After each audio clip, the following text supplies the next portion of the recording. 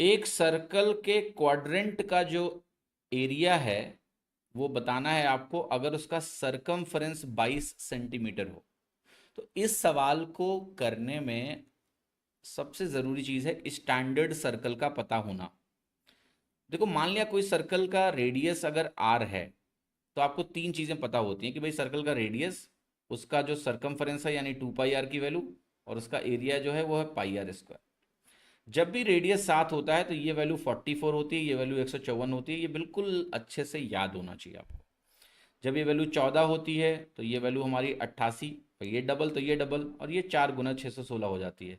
जब ये वैल्यू 21 होती है 3 टाइम्स, तो ये 132, 44 का 3 गुना हो जाता है, और ये इसका 9 गुना हो जाता है। तो जब जो एरिया है वो 9 गुना हो जाता है, तो ये 1386 बन जाता है।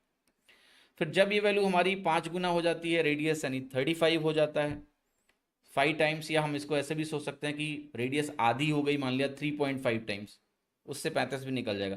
रेडियस आधा होगा तो ये भी आधा हो जाएगा सरकमफरेंस, और ये 1/4 हो जाता है, तो ये वैल्यू 38.5 हो जाती है। इससे आप ये भी ध्यान रख सकते हो कि अगर ये 35 होता है यानी 10 गुना, तो ये भी 10 गुना, और ये वैल्यू हमारी 100 गुना यानी 3850 होती। ये वो वैल्यूज हैं बेटा जो आपके जहन में बिल्कुल होना चाहिए, उतार लो इनको दिल में, क्योंकि तभी ये सवाल जल्दी होगा, वरना अननेसेसरी बहुत टाइम बर्बाद करोगे। अब बताओ कि मेरे पास वो सर्कल है जिसका सरकमफ्रेंस 22 है। कौन सा वाला सर्कल है? ये वाला।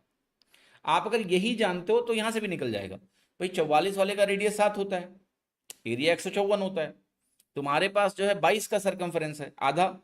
जब ये आधा होगा तो एरिया 1/4 हो जाएगा, या यूं कह लो कि 38.5 है। क्वाड किसका?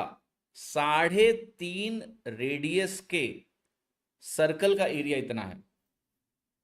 इस सर्कल का रेडियस जिसका सरकमफ्रेंस 22 है, उसका सर्कल का एरिया इतना है, लेकिन आपको उसके क्वाड्रेंट का एरिया चाहिए, आपको इसका एरिया चाहिए, तो इसका भी 1/4 करना पड़ेगा, तो ये बनेगा 9.625। आंसर हो गया डी।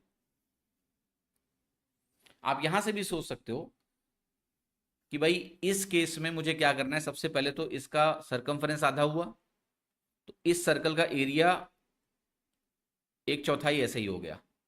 फिर आप इसके क्वाड्रेंट का एरिया मांग रहे हो, तो 1/4 और कर दो। भाई सर्कल का नहीं चाहिए मुझे, क्वाड्रेंट का चाहिए, मुझे क्वार्टर सर्कल का चाहिए, तो 154/16 बन गया। अब यहां से भी डिवाइड कर सकते हो, 16 9 या 144, बचा 10, तो 9 सही 10/16, 10/16 5/8 के बराबर होता है, और 5/8 की वैल्यू आपने परसेंटेज में पढ़ रखी है, 56 पॉइंट क्या होती है, 62.5 होती है।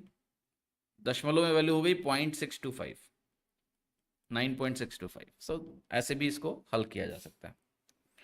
विशु जी ने 28 की वैल्यू भी लिखी है, not required as such. At least इतना वैल्यू ध्यान रखो, 28 की वैल्यू याद रखने की कोई जरूरत नहीं है, that you can easily figure out. ये 14 का डबल 28 होता है, तो इसका 4 गुना होगा 2464।